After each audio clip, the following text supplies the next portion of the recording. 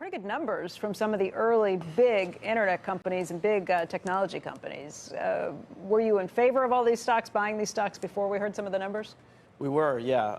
Facebook had been one of our top picks going into the quarter, and they beat across the board on operational metrics, and not much to quibble with. And the question would be, if you're trying to make money on these stocks, at what point do the prices get too high, and you sort of say, let me book the gain? And I think they'll keep running. And I think the reason is for Facebook, the company is really executing. You need a reason to not get on board. And there aren't many of those. They beat on profitability by a mile.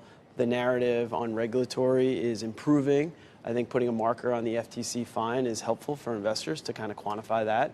And the stock is still below the highs from last year. Now, maybe if it drifted up to kind of the 215 level, people would start thinking it looked expensive. But, these companies are flexing their muscles for all the secular tailwind reasons we've talked about plenty of times. Let's talk about Netflix. We've already heard from the company on earnings, but I think there are bigger questions circling now, including this front page story in the Wall Street Journal today, wondering how much more they're going to have to pay for the material that is their library, the reruns, that turns out to be more than 75%, I think, of the viewing time that's spent on the network, according to Nielsen Media.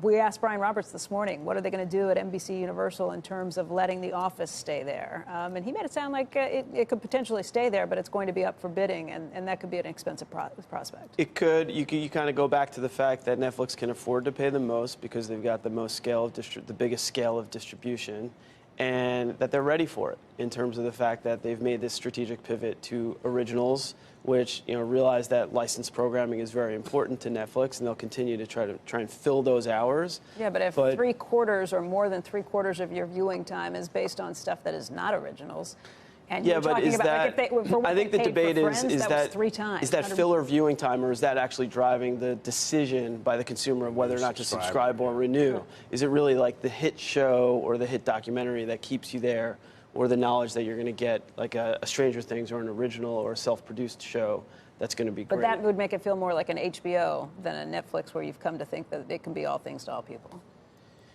Yeah, I think Netflix is going to try and be all things to all people in terms of genre, but they'll try and make it in terms of new original programming. So you're a buyer anyway. You like this stock. Well, I have an equal weight. I've had concerns around getting to free cash flow positive to the point where you can really value the enterprise on positive free cash flow.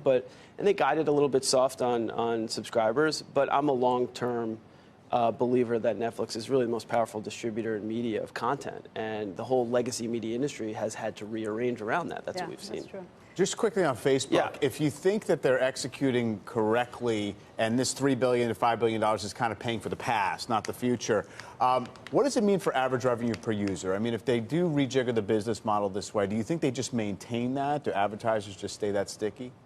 They do. The proof of this quarter is that advertisers can't buy around Facebook. It's really necessary, and we hear that from marketers.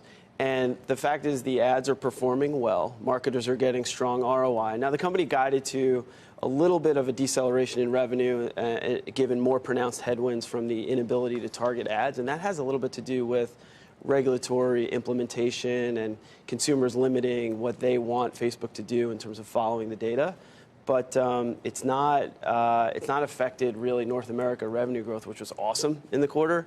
And basically, I think that what we want to know is that the FTC fine will be a finalization. Will not really include any incremental changes to the business model from here, and it will be something that investors could say, look, it's less than a quarter of free cash flow.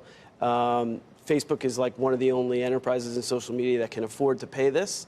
And onward and on we go. And Facebook builds its competitive moat because it can afford to comply with regulation, whereas maybe others can't.